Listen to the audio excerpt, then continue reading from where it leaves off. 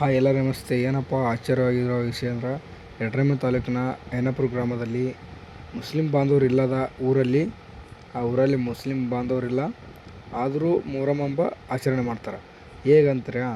ಹೇಗಪ್ಪ ಅಂದ್ರೆ ಇಲ್ಲಿ ಏನು ಸುತ್ತಮುತ್ತ ಹಳ್ಳಿಯವರು ಇರ್ತಾರಲ್ಲ, ಅವರೇ ಎಲ್ಲ ಮುಸ್ಲಿಂ ಬಾಂಧವರು ಹೋಗಿ ಮತ್ತು ಇಲ್ಲದ ಯಾವ ಧರ್ಮ ಆ ಧರ್ಮ ಅನ್ನೋದಿಲ್ಲ, ಎಲ್ಲ ಧರ್ಮದವರು ಹೋಗಿ ಒಂದು ಆಚರಣೆ ಮಾಡ್ತಾರೆ ದೇವ್ರದ್ದು. ಏನಪ್ಪ ಅಂದ್ರೆ ಅಲ್ಲಿ ಮುಸ್ಲಿಂ ಬಾಂಧವರು ಇಲ್ಲ ಕಾರಣಕ್ಕಾಗಿ ಎಲ್ಲ ಸಮಾಜ ಮಂದಿನೂ ಹೋಗ್ತದೆ ಅಲ್ಲಿಗೆ. ಎಲ್ಲರೂ ಕೂಡಿ ಆ ದೇವರ ಒಂದು ಅದ್ದೂರಿಯಾಗಿ ಆಚರಣೆ ಮಾಡ್ತಾರೆ.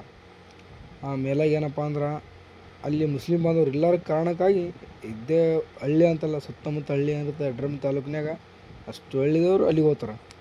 ಒಂದು ಏನೋ ಅದ್ದೂರಿಯಾಗಿ ಮಾಡ್ತಾರೆ ಅದು ನೋಡ್ರಿ.